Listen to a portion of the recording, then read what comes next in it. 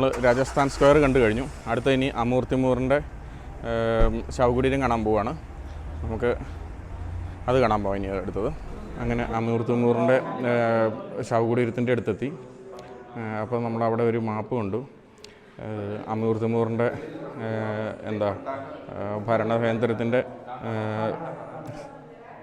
അടിയിലുണ്ടായിരുന്ന Empire ഇതാണ് രാജ്യങ്ങളാണ്.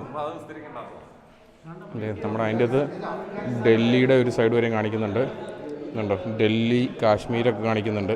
ഇതൊക്കെ അമൂർത്തിമൂറിൻ്റെ അണ്ടറിൽ വന്നാണ്, ഭരണത്തിന് കീഴിലുണ്ടായിരുന്ന സ്ഥലങ്ങളാണ്. അതായത് സമർഖണ്ഡ് ഇവിടെയാണെങ്കിൽ ഡൽഹി നേരെ താഴെ ഇവിടെയാണ്. അവിടം വരെ എത്തിയായിരുന്നു. അതിൻ്റെ അടുത്ത് ആഗ്രയൊക്കെ കാണാം.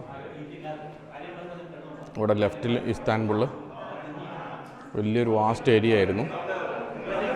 അങ്ങനെ അമൂർത്തിമൂറിൻ്റെ ശവകുടീരത്തിൻ്റെ അടുത്തോട്ടെത്തുവാണ്. ഇവിടെ പുള്ളിയുടെ 2 മക്കളെയും കൂടെ അത് കഴിഞ്ഞുള്ള മക്കളെയും കൂടെ അടക്കിയിട്ടുണ്ട്.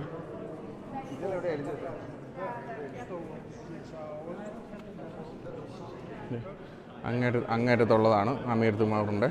അത് കഴിഞ്ഞുള്ള ഭരണാധികാരിയായിരുന്ന പുള്ളിയുടെ മക്കളുടെ ഒക്കെ ഇതാണ് പല കാലങ്ങളിലും അതുകൂടെയുണ്ട്. അമൂർത്തിമൂറിൻ്റെ ആണെങ്കിൽ ഏറ്റവും അങ്ങേറ്റത്ത് ആ ഹെഡ് പോലെ ഉരുണ്ടിരിക്കുന്നത്, അതിൻ്റെ അകത്താണ് പുള്ളിയുടെ ശവകുടീരം. അത് കഴിഞ്ഞിട്ടുള്ളത് പിന്നെയുള്ള ഭരണാധികാരികളുടെ, അതായത് മക്കളും കൊച്ചുമക്കളും അങ്ങനെയുള്ളതൊക്കെയാണ്. മൊത്തം ഇവിടെ 1 2 3 4 5 6 6 2 ചെറുതുണ്ട്. ഇവിടെ ഇപ്പോൾ നോക്കിയിട്ടോ, ഇവിടുത്തെ പേരെഴുതി വെച്ചങ്ങനെ ലിസ്റ്റ് നോക്കിയപ്പോൾ ഈ നടുക്കുള്ളതാണ് ബ്ലാക്ക് കളറിലാണ് അമൂർത്തിമൂറിൻ്റെ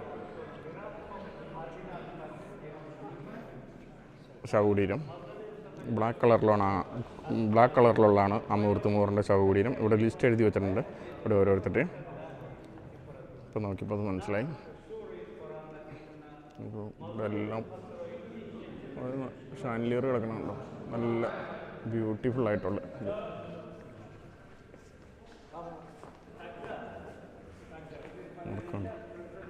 ഇവിടെയാണ് അതിൻ്റെ ലിസ്റ്റ് എഴുതി വെച്ചേക്കണേ. ലിസ്റ്റിൽ 1000 അമൂർത്തിമൂറിൻ്റെ പേര്. അത് 1336 തുടങ്ങി 1405 വരെയാണ് ജീവിച്ചിരുന്നത്.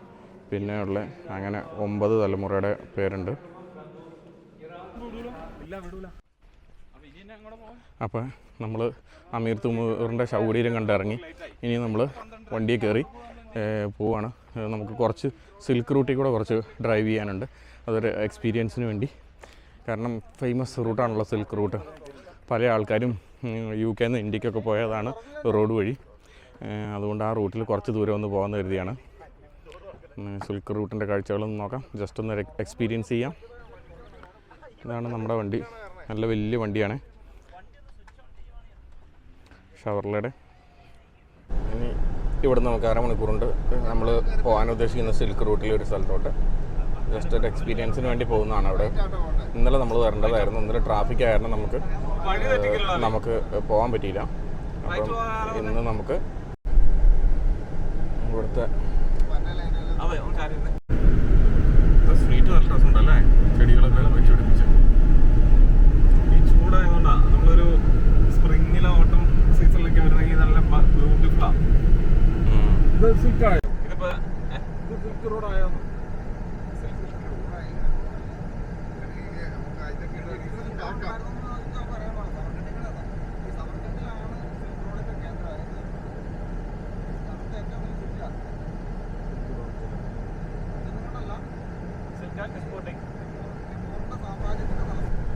നമ്മളങ്ങനെ സിൽക്ക് റൂട്ടിൻ്റെ ഭാഗമായ റോഡിൽ കൂടെയാണ് ഈ പോകുന്നത്.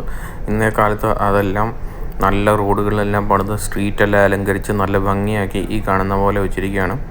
ഈ സൈഡുകളിലെല്ലാം വീടുകളാണ്. അതുപോലെ ഇത് മെയിൻ റോഡാണ്. പിന്നെ 2 സൈഡിലും പാരലൽ റോഡുകളുണ്ട് ആ വീടുകളിലെ ആക്സസിന് വേണ്ടി. മെയിൻ ഹൈവേ പോലെയുള്ളത് ഇങ്ങനെ കിടക്കുവാണ്. പിന്നെ 2 സൈഡിൽ കൂടെ വേറെ എക്സ്ട്രാ റോഡുകളുണ്ട് വീട്ടിലോട്ടുള്ള ആക്സസിനും. അപ്പോൾ ആ സൈഡിലെ റോഡിൽ നിന്ന് മെയിൻ റോഡിലോട്ട് പെട്ടെന്ന് വന്ന് കയറൂല, ആക്സിഡൻ്റൊക്കെ ഒഴിവാവും. നല്ല ഭംഗിയുള്ള റോഡുകളാണ്. ഇവിടെ ഒരു നല്ലൊരു മോസ്ക്, തല ഉയർത്തി നിൽക്കുന്ന ഒരു ബിൽഡിങ്. നല്ല ഡൂമൊക്കെ നല്ല പച്ച കളർ കൊടുത്ത് തിളങ്ങി നിൽക്കുവാണ്. ഇനി നമ്മുടെ ഡെസ്റ്റിനേഷനോട്ട് 6 കിലോമീറ്റർ ഉള്ളൂ കേട്ടോ.